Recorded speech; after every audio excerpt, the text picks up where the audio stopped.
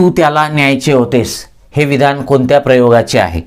कर्तृकर्म संकर प्रयोग, कर्मभाव संकर प्रयोग, कर्तृभाव संकर प्रयोग यापैकी नाही. मित्रांनो, हे जे उदाहरण आहे हे कर्तृभाव संकर प्रयोगाचं आहे.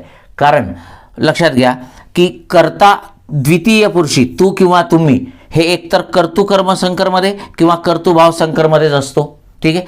कर्मभाव संकर प्रयोगामध्ये कर्त्यालाही प्रत्यय असतो आणि कर्मालाही प्रत्यय असतो. त्यामुळे कर्मभाव संकर प्रयोग तर होणारच नाही. मग राहिला कर्तृकर्म संकर आणि कर्तृभाव संकर. पण या दोन्हीमध्ये कर्ता तू किंवा तुम्ही असा द्वितीय पुरुषी असतो. परंतु कर्तृभाव संकर प्रयोगमध्ये मात्र जर कर्म असलं तर ते द्वितीया विभक्तीतच असते आणि इथे कर्म हे द्वितीया विभक्तीतच आहे. ठीक आहे. आणि म्हणून हा कर्तृकर्म संकर नाही, कर्तृभाव संकर आहे.